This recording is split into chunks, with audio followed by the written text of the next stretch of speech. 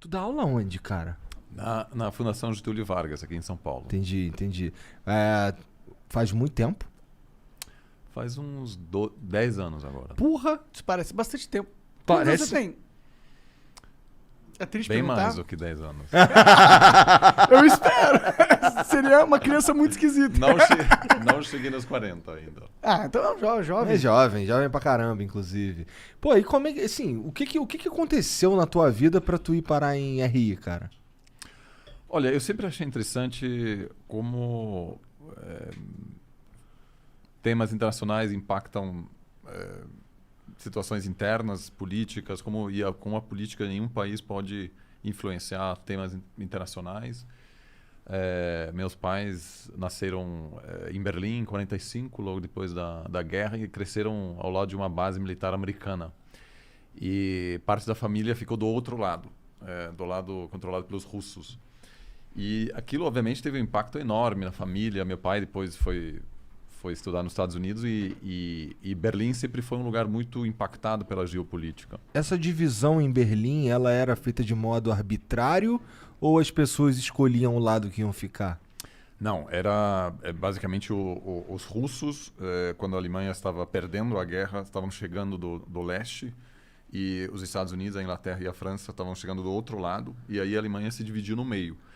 E aí, depois da guerra, os Estados Unidos queriam uma peça de Berlim, cederam uma parte de um território para os russos, e aí o Berlim ficou dividido em 4. E quem viveu na zona americana, francesa ou inglesa, acabou fazendo parte da Alemanha Ocidental, e o quarto russo acabou fazendo parte da União Soviética, né? Da Alemanha Oriental. Então era uma divisão por território mesmo, não importa quem morava lá. Que loucura, e né? muitas famílias ficaram divididas. Nossa. Como que uma cidade consegue ser dominada por 4 nações diferentes? Isso é bem louco, né, de pensar.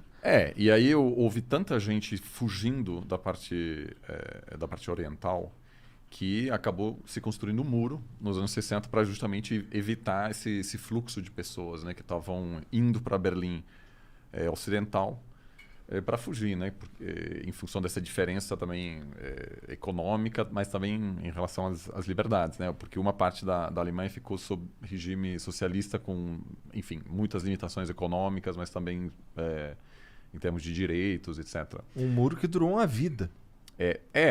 Caiu só em isso. Caiu só 30 anos depois. 30 anos. Até hoje você nota a diferença. Até hoje a Alemanha está nessa tentativa de superar as divisões. Ainda? Muita diferença econômica, porque basicamente um país teve que absorver uma sociedade que não estava preparada para... Totalmente defasada.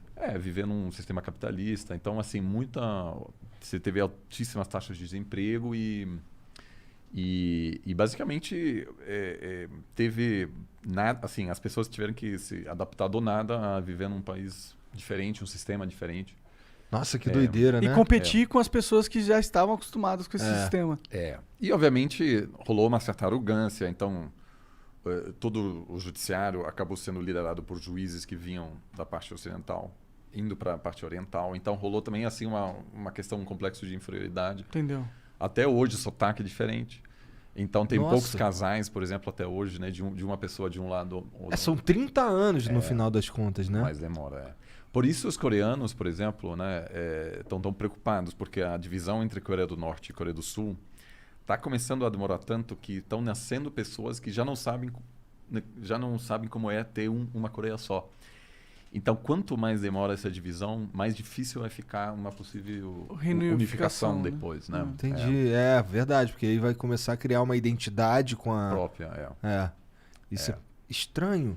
E, porra, por que o... Assim, tirando os governantes das Coreias ali e, sei lá, a visão de mundo deles, será que o povo quer que se unifique? Olha, eu acho que antigamente sim.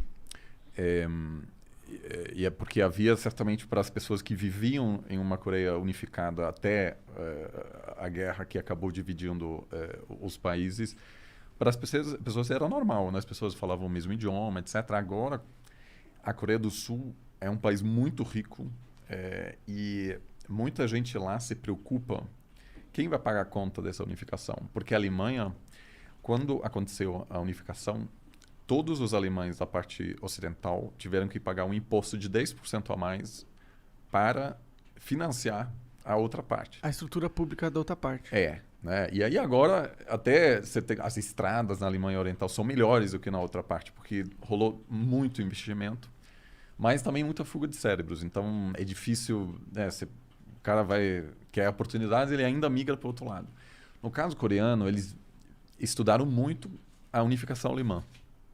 E eu falando com jovens sul-coreanos agora, eles já não estão tão seguros que a unificação faria sentido.